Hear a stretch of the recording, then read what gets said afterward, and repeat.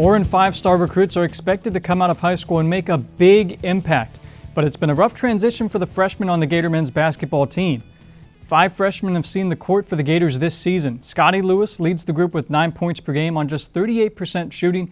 He also has a team-high 5 blocks. Trey Mann trails Lewis with 6 points each match and a field goal percentage of 32. Omar Payne is averaging just over 5 while hitting an outstanding 69% of his shots. Jason Jatobo and Quez Glover are both scoring under 1 basket a game.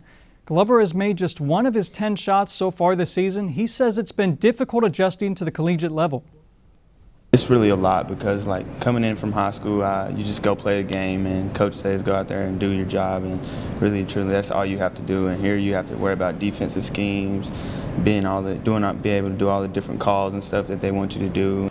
After 2 straight losses, the Gators will try to get back on track against St. Joseph's tomorrow in the first round of the Charleston Classic. The Hawks come in with a 2-2 record with a win over UConn last week. The Gators won the last meeting against St. Joe's back in 2015. If Florida loses, it would be the first time the Gators have a losing record 5 or more games into the season since 2015. Volleyball will also try to bounce back from a tough loss over the weekend.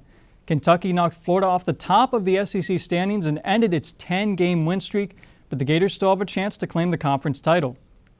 The Gators are just a half game behind the Wildcats heading into tonight's match at Auburn, a team that has lost its last 15 conference matches. Florida began conference play against this Tiger team back in September. The Gators made quick work of the Tigers, sweeping them in 3 sets. It was Florida's most efficient match of the season, as the Gators had a season-high hit percentage of 42.7, while Auburn hit -4%, their worst over the last 4 years. First serve is set for 9 p.m. A new season of girls high school basketball is here for 2 local teams. Oak Hall tipped off its season last night against St. Francis. The early season rust was apparent for both squads early on, with the Eagles holding on to just a 5-4 lead after the first quarter. Shots started falling for Oak Hall in the second, though, resulting in a 21-point quarter and a 16-point halftime lead.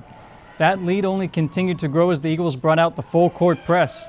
St. Francis became a bakery with all its turnovers, leading to easy buckets for sophomore Tyler Young and company.